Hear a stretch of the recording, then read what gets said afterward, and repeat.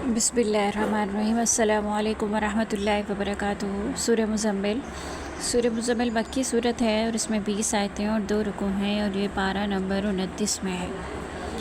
बिस्मिल्लाहिर्रहमानिर्रहीम। शुरू अल्लाह के नाम से जो बड़ा मेहरबान निहायत रहम वाला है। या अय्युहल मुज़म्मिल, एक कपड़े में लिपटने वाले। ये जो आयात हैं ये इनकी कैफ़ियत अल्लाह ताला ने आप सल्लल्लाहु अलैहि वसल्लम की उसी कैफ़ियत को बयान किया है जिस कैफ़ियत में ये आयात नाजिल हुई। वही नाजिल हो चुकी थी और आप सल्लल्लाहु अलैहि वसल्लम जो है उसकी ज़िम्मेदारियां पर आ चुकी थी। आप सल्लल्लाहु अलैहि वसल्लम पर वही की ज़िम्मेदारी, फ़राइज़, मनसब वग़ैरह वो सब आयद हो चुकी थी। उसके बाद जब ये आयात नाजिल हुई तो आप सल्लल्लाहु अलैहि वसल्लम चादर ओढ़ कर लेटे हुए थे। अल्लाह ताला ने उसी कैफ़ियत को बयान करते हुए ख़िताब फरमाया कि एक कपड़े में लिपटने वाले, यानी वही जो हालत थी उसको बयान किया कि वो जो चादर ओढ़ कर लेटे हुए, कपड़े में लिपटे हुए हैं, कि वो चादर छोड़ दें। मतलब ये है कि वो जो लेटे हुए हैं तो उसके बारे में हुक्म दिया जा रहा है कि अब चादर हो छोड़ दें और रात को थोड़ा सा क़याम कर लिया करें, जो कि अगली आयत में कहा कुमिल लैला, रात में खड़े हो जाएं, इल्ला कलीला, मगर कम, यानी रात में थोड़ा सा क़याम कर लिया करें। मुराद इससे है नमाज तहज्जुद पढ़ें। और ये जो हुक्म है इसी हुक्म की बिना पर कहा जाता है कि नमाज तहज्जुद आप सल्लल्लाहु अलैहि वसल्लम के लिए वाजिब थी, यानी आप सल्लल्लाहु अलैहि वसल्लम के लिए नमाज तहज्जुद वाजिब थी, लेकिन आम लोगों के लिए ये नफिल थे।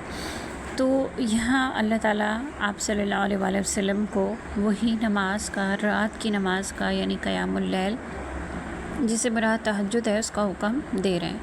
और कलील यानी क़याम जो है वो निस्फ़ रात से कुछ कम या फिर कुछ ज़्यादा, या जो है सुलुस भी हो तो कोई हर्ज नहीं है। यानी क़याम जो है वो निस्फ़ रात से कुछ कम हिस्से में कर लें या कुछ ज़्यादा हिस्से में तो कोई हर्ज नहीं है, यानी बस क़याम करें आप जब रात गुज़र जाए तो उसमें, यानी तिहाई रात में आप तहज्जुद पढ़ें। अगली आयत में यही बात समझाई जा रही है कि निस्फ़ा हो, आधी रात हो, और विन कुछ या उससे कुछ कम हो, मिनहु कलीला, या उससे भी कुछ कम कर लें, यानी आधी रात हो या उससे भी कुछ कम कर लें, यानी जो निस्फ़ रात है वो हो या कुछ कम निस्फ़, यानी सुलुस है या फिर 2 सुलुस, तो इसमें कोई हरज वाली बात नहीं है, तहज्जुद पढ़ सकते हैं। औ ज़िद अलैहि, या इस पर बढ़ा दें, वरत्तिलिल कुरआन, और कुरान को पढ़ें तरतीला, ठहर ठहर कर, और कुरान को तरतील के साथ पढ़ें या ठहर ठहर कर पढ़ें। तो ये तरतील के साथ पढ़ने से मुराद ये है कि कुरान को बिल्कुल क़िराअत के साथ एक अच्छे अंदाज में ठहर ठहर कर पढ़ने की तलकीन की गई है। और हदीस में भी आता है कि आपकी क़िराअत जो है वो तरतील के साथ होती थी, यानी बहुत ठहर ठहर के पढ़ते थे, और आपने अपनी उम्मत को भी इसी का हुक्म दिया गया, यानी कुरान पाक को ठहर कर पढ़ने का हुक्म दिया है। इन्ना सनुल्क़ि अलैका, बेशक यकीनन हमने आप पर बहुत भारी बात अनकरीब नाजिल कर देंगे, यानी जो हम अनकरीब आप पर बहुत भारी बात नाजिल करेंगे। या फिर दूसरा तर्जुमा, यकीन हम तुझ पर बहुत भारी बात अनकरीब नाजिल करेंगे। रात का क़याम जो है, जो कि बहुत इंसान के लिए मुश्किल होता है, तो वो बहुत इंसान के लिए चूँकि मुश्किल है, तो ये जो है ये एक जुमला आप सल्लल्लाहु अलैहि वसल्लम के लिए ये फरमाया गया कि बेशक हम बहुत भारी बात आप पर नाजिल करेंगे, यानी कुरान। तो रात का जो क़याम है वो भी मुश्किल है, लेकिन उससे भी ज़्यादा जो मुश्किल बात है या भारी बात है वो है कुरान, यानी उसके अहकाम, फ़राइज़, अमल और उसकी हुदूद की पाबंदी करना। और उससे भी बड़ी ज़िम्मेदारी की बात ये है जो हम आप पर नाजिल कर रहे हैं, वो ये है कि वो जो कुरान है उसकी ज़िम्मेदारी, जो फ़राइज़ हैं कि आपने नबूवत के फ़राइज़ कि आपने उसको लोगों तक पहुंचाना है, तो वो सारा जो है ये भी मुश्किल है। और इसके अलावा जो है بعض علماء فرماتے ہیں کہ اس سے مراد وہی جو نازل ہوتی تھی اس کی ایک خاص کیفیت مراد ہے، یعنی جب وہی نازل ہوتی تھی تو ایک طرح کا آپ صلی اللہ علیہ وسلم کو ایسے محسوس ہوتا تھا کہ جسے ایک بوجھ ہے، یعنی ایک بھاری پن، ایک ثقالت محسوس ہوتی تھی، جو وحی کے ذریعے سے وحی کی کیفیت میں بتائی گئی ہے کہ وہ ایسے محسوس ہوتا تھا کہ آپ صلی اللہ علیہ وسلم پر بوجھ پڑ رہا ہے، اور پھر جس کے بعد آپ صلی اللہ علیہ وسلم سخت سردی میں اور بعض دفعہ جو ہے وہ پسینے میں شرابور ہو جاتے تھے۔ تو یہ بعض کہتے ہیں کہ اس سے مراد وہ بوجھ ہے۔ اس کا آیت نمبر 6، بے شک رات کا اٹھنا دل جمعی کے لیے انتہائی مناسب ہے، یعنی رات کی تنہائی میں جو ہے وہ قرآن پڑھنا یا پھر رات کی تنہائی میں اٹھ کے اللہ تعالیٰ سے بات کرنا، تہجد پڑھنا، یہ بہت زیادہ کیا ہے انسان کو فائدہ دیتا ہے۔ یعنی دن کے مقابلے میں یہ ہوتا ہے کہ رات کو اگر انسان قرآن پڑھتا ہے یا پھر اللہ کے سامنے حاضر ہوتا ہے تو چونکہ خاموشی ہوتی ہے، ایک ایسا ماحول ہوتا ہے کہ بالکل تاریکی، کہ انسان جو ہے وہ ڈائریکٹلی اللہ تعالیٰ کی طرف متوجہ ہوتا ہے اور فضا میں بالکل سکون ہوتا ہے۔ اس وقت نمازی جو بھی نماز پڑھے اس میں اس کا دھیان کہیں نہیں بھٹک رہا ہوتا، بالکل پرسکون ہو کے اس کا نماز میں دھیان اپنے رب کی طرف ہوتا ہے۔ اگر وہ قرآن پڑھتا ہے تو تب بھی کیا ہوتا ہے کہ اس کا دھیان اپنے رب کی طرف ہوتا ہے۔ تو جب وہ اس کی پوری توجہ اس کام کی طرف ہوتی ہے، چاہے وہ نماز پڑھے یا قرآن پڑھے، تو پھر اس کا جو اثر ہوتا ہے وہ بھی اس کو محسوس کرتا ہے، اس کے مطلب کو بھی محسوس کرتا ہے۔ اگر نماز پڑھ رہے ہیں آپ لوگ بھی اس کا مشاہدہ کریں گے کہ اگر آپ لوگ رات کو اٹھ کر جب سب لوگ سو رہے ہیں تہجد میں نماز پڑھتے ہیں تو اس کا ایک الگ اثر ہوگا، اس کا ایک تاثر ہی الگ ہوگا، آپ کے دل پر وہ چیز اثر انداز ہوگی۔ اگر آپ قرآن پڑھیں گے تو اس کا بھی ایک الگ تاثر ہوگا کہ قرآن کے الفاظ، آیات، ایک ایک چیز جو ہے وہ آپ کے دل دماغ میں اترے گی۔ تو اس لیے چونکہ اس وقت زیادہ انسان سکون کی وجہ سے دنیاوی مصروفیات نہیں ہوتی، دنیاوی مصروفیتوں کا ہجوم نہیں ہوتا، اور جو ہے کوئی بھی شور و غل نہیں ہوتا، تو اس وجہ سے انسان کا دھیان اسی چیز کی طرف ہوتا ہے، تو وہ اس کے جو الفاظ ہیں یا اس کا اثر ہے وہ اس کو اچھے سے محسوس کرتا ہے۔ ان لکا فی النہار، بے شک دن میں آپ بہت مشغول، یقیناً دن میں تم بہت مشغول رہتے ہو، یعنی جو دن ہے اس میں انسان کو بہت کام ہوتے ہیں، دنیاوی مصروفیتیں ہوتی ہیں، تو پھر اس لیے بہتر ہے کہ جب سکون ہو رات کو تہجد کی نماز پڑھی جائے، اپنے رب کے سامنے حاضر ہوا جائے اور قرآن پڑھا جائے۔ دن میں اکثر یہ ہوتا ہے کہ ہم بعض دفعہ نماز پڑھ رہے ہوتے ہیں تب بھی ہمارے ذہن میں خیالات چل رہے ہوتے ہیں، یا بعض دفعہ ایسا ہوتا ہے کہ آپ کوئی کام کر رہی ہیں، اس کام میں لگی ہیں اور بیچ میں وہ کام چھوڑ کے نماز پڑھنے لگی ہیں، تو پھر نماز میں بھی وہ دھیان ہو رہے ہیں کہ آ رہے ہوتے ہیں کہ وہ کام ہم نے کرنا ہے، جلدی جلدی نماز پڑھ لیں یا اس طرح سے، تو یہ اس وجہ سے اس چیز کی طرف توجہ نہیں رہتی۔ وَاذْكُرِ اسْمَ، اور اپنے رب کا نام کا ذکر کیا کرو، تمام مخلوق سے کٹ کر اس کی طرف متوجہ ہو جاؤ۔ یعنی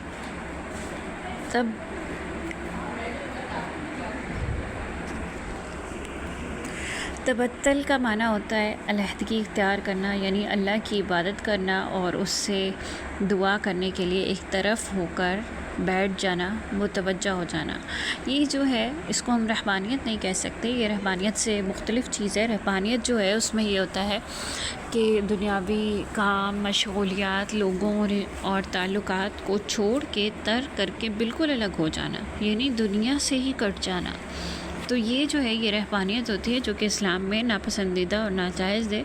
تو یہاں جو تبتل مراد ہے اس سے مراد ہے علیحدگی، یعنی جو جیسے کہ ہم تھوڑے دن کے لیے، تھوڑے ٹائم کے لیے، تھوڑے وقت کے لیے جو ہم اپنے رب کے لیے وقت نکالتے ہیں، تھوڑے وقت کے لیے ہم جو علیحدگی اختیار کر کے ہر چیز سے اللہ سے لو لگاتے ہیں، تو اس کو کہا جا سکتا ہے کہ یہ جو ہے وہ تبتل، یعنی وہ تھوڑی دیر کے لیے اپنے رب کی طرف مشغول ہونا، دنیا کے جو امور ہیں وہ سارے چونکہ دن کی مصروفیات ہوتی ہیں وہ ادا کرنے کے بعد، اپنے کام ادا کرنے کے بعد جو ٹائم ہے تھوڑا سا اس سے فارغ ہونے کے بعد اللہ تعالیٰ کی طرف متوجہ ہونا، وہ مراد ہے یہاں۔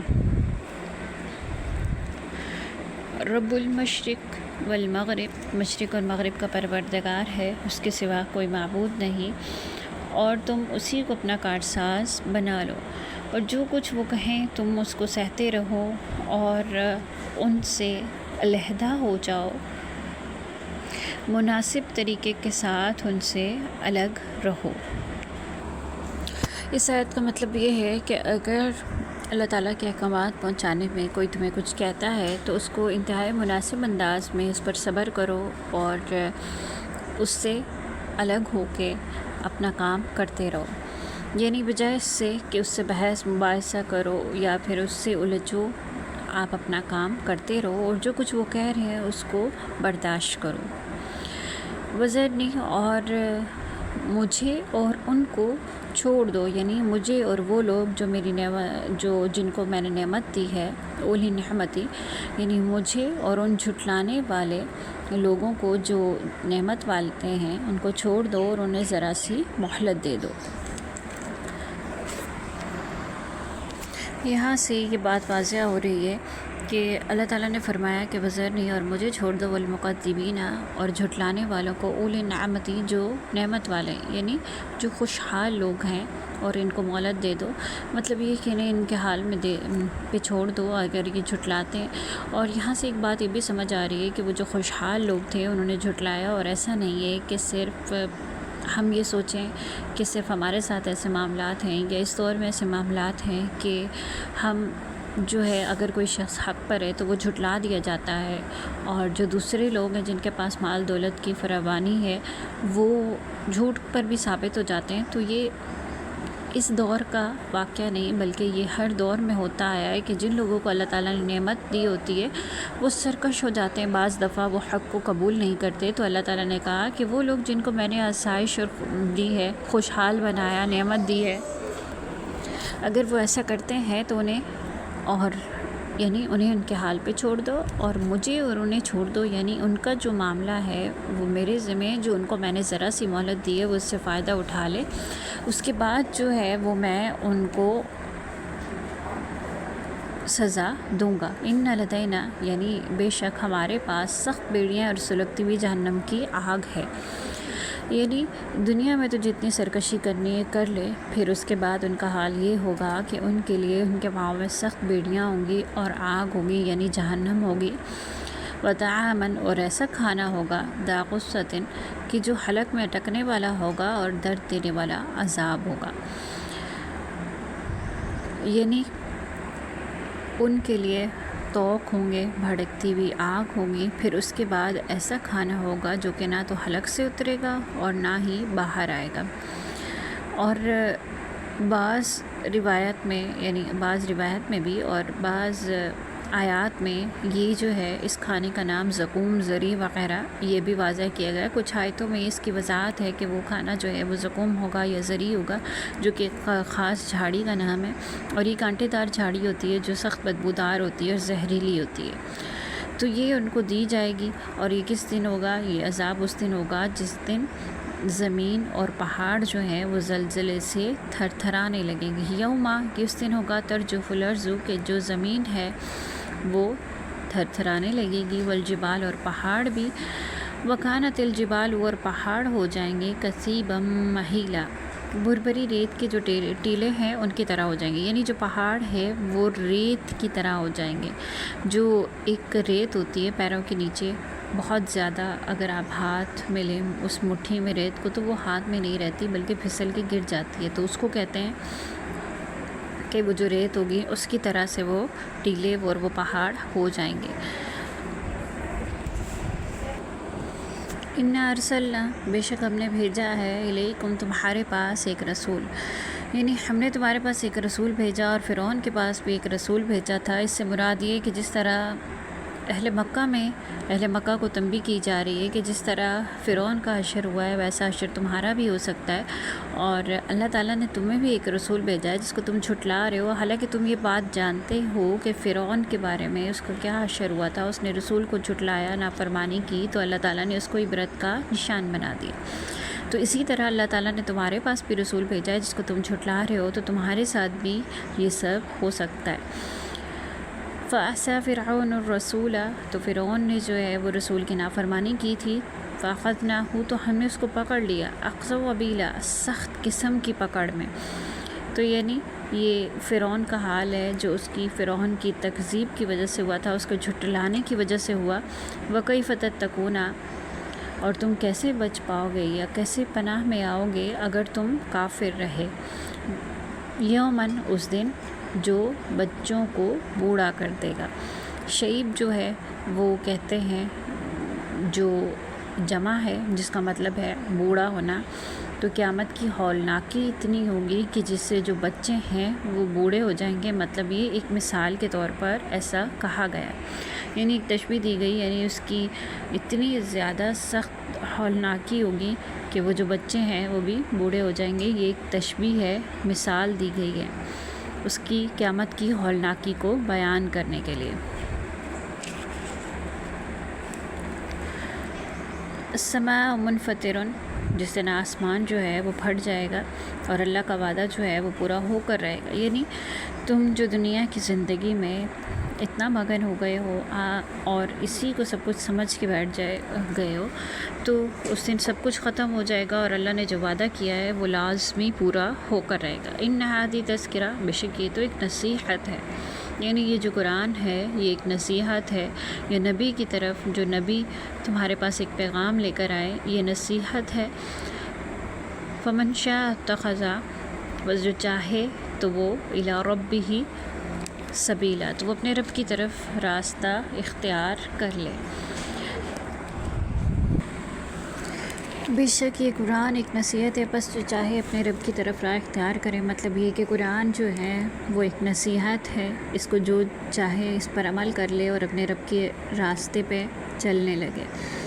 ان ربک، بے شک تمہارا رب جانتا ہے کہ آپ اور آپ کے ساتھ لوگوں کی ایک جماعت قریب 2/3 رات اور آدھی رات کے اور 1/3 رات کے وقت تہجد پڑتی ہے، اور رات کا پورا اندازہ اللہ تعالیٰ کو ہی معلوم ہے۔ وہ جانتا ہے کہ تم اسے ہرگز نہ نبھا سکو گے، بس اس نے تم پر مہربانی کی، لہٰذا جتنا قرآن تمہارے لیے پڑھنا آسان ہو اتنا ہی پڑھ سکو۔ وہ جانتا ہے کہ تم میں سے بعض بیمار بھی ہوں گے۔ فَاقْرَؤْا مَا تَيَسَّرَ مِنْهُ، تو جتنا آسانی سے پڑھ سکو پڑھو۔ وَأَقِیمُوا الصَّلَاةَ، اور نماز قائم کرو اور زکوٰۃ دو۔ وَأَقْرِضُوا اللَّهَ، اور اللہ تعالیٰ کو اچھا قرض دو، اور جو تم اپنے لیے نیکی آگے بھیجو گے اللہ تعالیٰ کے ہاں بہتر ثواب اور اس سے زیادہ بہتر اجر پاؤ گے۔ وَاسْتَغْفِرُوا اللَّهَ، اور اللہ سے معافی مانگتے رہو۔ ان اللہ غفور الرحیم، کہ بے شک وہ بہت زیادہ بخشنے والا ہے۔ یہاں جو ہے جب سورت کے آغاز میں نصف رات یا اس سے کم یا زیادہ کا قیام کا حکم دیا گیا، تو نبی صلی اللہ علیہ وسلم اور آپ کے جو صحابہ تھے ان کی ایک جماعت رات کو قیام کرتی تھی۔ یہ آیت نمبر 20 ہے، اس کی وضاحت کی جا رہی ہے کہ رات کو جب وہ جماعت قیام کرتی تھی تو ایک جو رات کا یہ مستقل قیام ہے یہ ان کے لیے بھاری گزرتا تھا۔ دوسرا وقت یہ کہ یہ اندازہ جو ہے وہ نصف رات یا پھر ثلث رات ہو یا 2 ثلث ہو، اس کا اندازہ لگانا بہت مشکل تھا، اور اس سے بھی زیادہ مشکل یہ تھا کہ اللہ تعالیٰ نے جو تخفیف کا حکم دیا تھا، نازل فرمایا تھا، یعنی یہ کہ بعض کے نزدیک جو ہے وہ قیام چھوڑنے کی اجازت تھی، اور بعض جو تھے وہ کہتے تھے کہ قیام جو ہے وہ نہیں چھوڑیں گے، تو اس لیے وہ لازمی پڑھتے تھے۔ تو آپ صلی اللہ علیہ وسلم کا پڑھنا تو ضروری تھا، لیکن جو بعض صحابہ تھے ان کا، تو پھر اللہ تعالیٰ نے یہاں آسانی کی اور یہ کہا کہ اللہ تعالیٰ تو رات کی گھڑیاں گن سکتا ہے کتنی گزر گئی ہیں اور کتنی باقی ہیں، تو تمہارے لیے اندازہ کرنا ناممکن ہے۔ تو لہٰذا جب بھی تمہارے لیے رات کے گزرنے کا تمہیں صحیح اندازہ ہو اور تمہیں لگے کہ تم مقررہ اوقات تک جو ہے نماز تہجد میں، جب تمہیں صحیح سے اندازہ ہو کہ جو رات گزر گئی ہے، تو تم نماز تہجد میں مشغول رہ سکتے ہو۔ تو پھر اس لیے ایک طرح سے یہ بھی کہہ دیا کہ یعنی جب بھی تمہیں آسانی ہو تم نماز پڑھ سکتے ہو، تو یہ ایک طرح سے قیام اللیل جو ہے اس کو منسوخ کر دیا گیا. یعنی پہلے یہ لازم کر دی گئی تھی کہ یہ جو ہے یہ پڑھنا واجب تھا، آپ صلی اللہ علیہ وسلم اور جو باقی صحابہ تھے انہوں نے بھی خود پہ لازم کر لیا تھا. تو اس طرح سے اللہ تعالیٰ نے قیام اللیل کے حکم کو منسوخ کر دیا، بس اس کا استحباب باقی رہ گیا تھا. یعنی اگر تم پڑھ لو گے تو بہت زیادہ اجر ملے گا، اور اگر نہیں پڑھو گے تو تم گناہ گار نہیں ہوگے. اگر تھوڑا سا بھی وقت رہ گیا ہے، کسی بھی وقت میں پڑھ لو. اب ثلث 1/3 یا 2/3 کا جو ایک کہا گیا تھا کہ 2/3 یا 1/3 رات میں پڑھو، تو وہ بھی کیا تھا، اس کا بھی اللہ تعالیٰ نے منسوخ کر دیا گیا کہ کسی بھی وقت پڑھ لو. بے شک تمہارے پاس تھوڑا سا وقت رہ گیا ہو یا تھوڑا سا وقت لگا کے اگر 2 رکعت بھی پڑھ لیتے ہو تو اللہ تعالیٰ کے ہاں تم قیام اللیل کے مستحق ہو جاؤ گے. اگر کوئی 8 رکعت پڑھتا ہے تو وہ بھی اللہ تعالیٰ کے ہاں زیادہ ثواب ہوگا. اگر 2 رکعت پڑھ لیتا ہے تو وہ بھی تہجد پڑھنے والا اور قیام اللیل کے ثواب کا مستحق ہوگا. لیکن اگر کوئی 8 رکعت پڑھتا ہے تو یقیناً وہ اس کو زیادہ ثواب ملے گا، کیونکہ آپ صلی اللہ علیہ وسلم کا یہی معمول تھا. اور پھر کہا کہ قرآن کے بارے میں کہا کہ قرآن جتنا آسانی سے ہو پڑھ لیا کرو. یعنی رات کو جتنی نماز پڑھ سکتے ہو پڑھ لو، اس کے لیے وقت کی پابندی نہیں ہے اور نہ ہی رکعت کی. اسی طرح جو ہے قرآن وہ بھی پڑھ لیا کرو، یعنی جتنا آسانی سے پڑھ سکو پڑھ لیا کرو. ایک تو یہ اس طرح حکم ہے کہ قرآن میں جو نماز جو قیام اللیل ہے اس میں سورہ فاتحہ کے بعد جو قرآن پڑھنا ہے، تو اس میں بھی یہ لازم نہیں قرار دیا گیا کہ بہت زیادہ قرآن پڑھو، یا بلکہ اگر ایک آیت بھی پڑھ لو گے تو تمہاری نماز ہو جائے گی. نماز میں جتنی قرأت ضروری ہے اگر اتنی پڑھ لی تو نماز ہو گئی، یہ بھی کافی ہے. اور اس کے علاوہ قرآن کے بارے میں اگر یہ حکم دیکھا جائے تو قرآن میں بھی یہ کہ قرآن جتنا آسانی سے پڑھ لو، کیونکہ پھر آگے آسانی کے لیے کیا کہا کہ وہ تو جانتا ہے تم میں سے بعض جو ہیں وہ بیمار ہوں گے، اور بعض ایسے ہیں کہ انہیں رزق روزی کے لیے دوسری زمینوں میں جانا پڑتا ہے، یعنی کہیں جانا پڑتا ہے. تو اس لیے اگر ایک شہر میں یا دوسرے شہر میں تجارت کے لیے جاتے ہو، دوسرے ملک میں جاتے ہو، تو اس وقت کیا ہے جتنا آسانی سے ہو سکے وہ پڑھ لو. تو اللہ تعالیٰ نے یہ ایک تخفیف کر دی، اور اللہ تعالیٰ نے انسان کے لیے یعنی اپنے بندوں کے لیے بہت آسانی یہاں کر دی گئی. اور کچھ لوگ جو ہیں وہ اللہ کی راہ میں جہاد بھی کریں گے. یعنی یہ بھی کہا گیا کہ جہاد ہے اس معاملے میں بھی مشقتیں اور سفر کرنا پڑتا ہے، اور یہ جہاد ہو چاہے بیماری ہو سفر ہو، تینوں چیزیں جو ہیں یہ ایک مشقت ہوتی ہے، تو یہ ہر ایک کو لاحق ہو سکتی ہے. تو اس لیے قیام اللیل کے حکم میں اللہ نے تخفیف کی ہے کہ تینوں حالتوں میں نہایت بہت مشکل کام ہے اور بہت صبر والا کام ہوتا ہے. تو لہٰذا جتنا آسانی سے ہو سکے تو وہ تم پڑھ لو.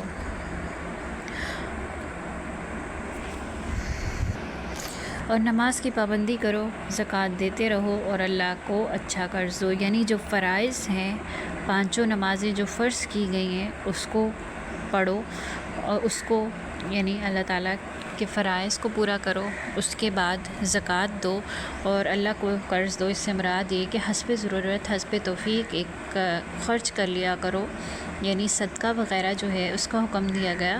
اور جو نیکی تم آگے بھیجو گے اس کی اللہ کے ہاں بہتر ثواب پاؤ گے. یعنی وہی جو حدیث میں بھی بیان فرمایا گیا کہ کوئی بھی صدقہ جو ہے وہ اگر دیا جائے جسے اللہ تعالیٰ نے قرض حسن کہا ہے، تو وہ اس کے بدلے میں 700 گنا تک اللہ تعالیٰ اجر و ثواب انسان کو عطا کرتے ہیں.